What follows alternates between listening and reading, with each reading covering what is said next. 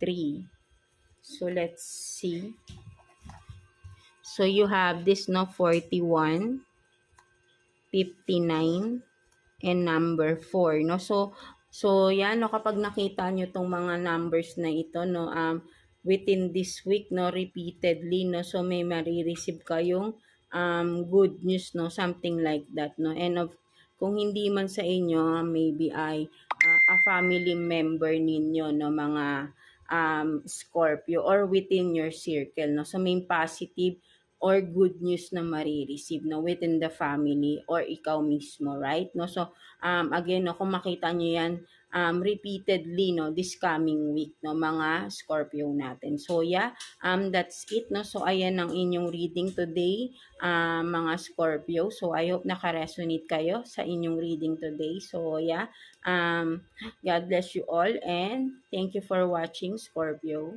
So, yan, no, let's continue, no, with you, Pisces. So, kamusta kayo dyan, mga Pisces natin? So, let's see anong career situation ng mga Pisces natin. So, kuha tayo ng 3 cards for you, Pisces.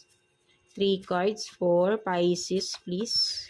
3 cards for Pisces. For career situation, no, ng mga Pisces natin, no. So, yeah. 1, 2, and 3.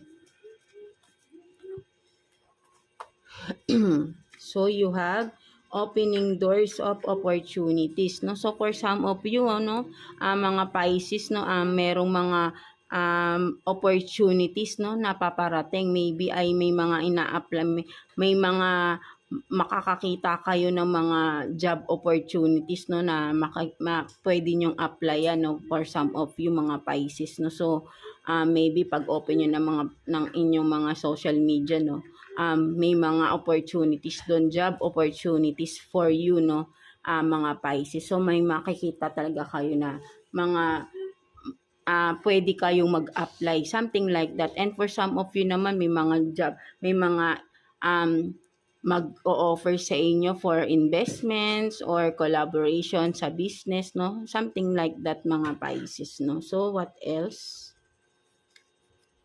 So, you have this, no? You're at the right path, no? So, sinasabi rin dito, no? For some of you, parehas kay Scorpio, right? No? So, you are at the right path daw, no? So, kung ano man yung ginagawa mo ay tama yan, no? For some of you, no? Kung bago lang kayo sa work, no? So, tama yung napasukan yung trabaho, tama itong sinisimulan